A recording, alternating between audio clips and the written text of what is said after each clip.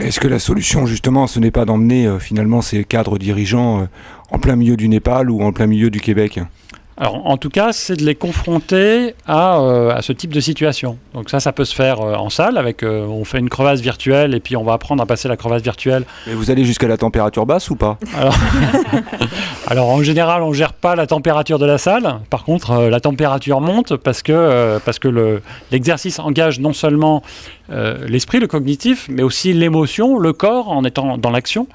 Et à travers ça, on va confronter des dirigeants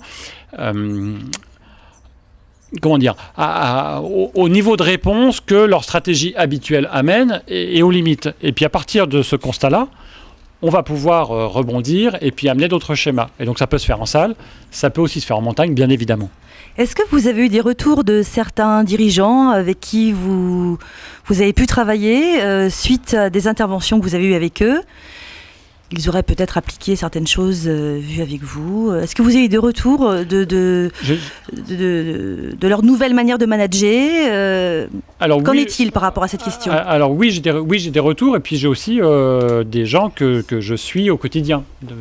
C'est-à-dire des entreprises que j'accompagne depuis un certain temps et sur lesquelles on voit la transformation progressive du directeur du fer où on travaille tous en mode silo, où dans le meilleur des cas, on essaye de faire au mieux, mais chacun dans notre périmètre et où l'efficacité collective n'est pas au rendez-vous parce que les interfaces ne sont pas là.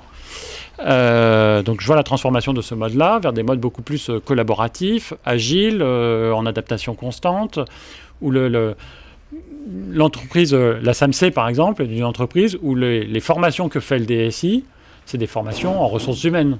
C'est pas des formations d'informatique, c'est du profilage, c'est de la facilitation, c'est du management visuel, ça va être du Scrum, ça va être des approches de gestion de projet agile.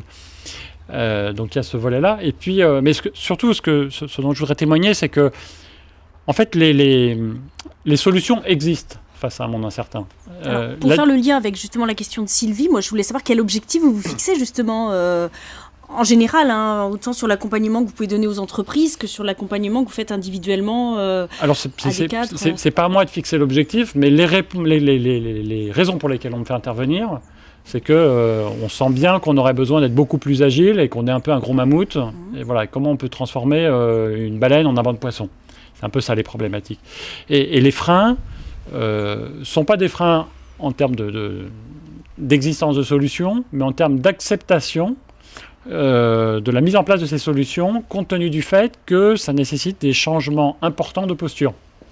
Et notamment au niveau du middle management, des questions d'ego, de peur de perdre des prérogatives et des pouvoirs, la conviction que oui, il faudrait l'intelligence collective, mais ça veut dire redonner du pouvoir aux personnes que je manage, mais en même temps, si à la fin ça ne marche pas, c'est moi qui suis responsable. Et donc comment est-ce que je peux déléguer une partie de mon pouvoir, sachant que je reste responsable à la fin. Donc sans perdre mes prérogatives finalement. On tourne un petit peu en rond, oui, ça ressemble un peu à ça. Ça ressemble un peu à ça. Donc il y a besoin de poser un cadre, il y a besoin d'être capable de vraiment déléguer, il y a besoin d'être formé à la facilitation, il y a besoin de changer un certain nombre de croyances. Et donc c'est beaucoup au niveau des rapports humains, d'abord que les choses vont se faire avant d'aller vers l'organisationnel.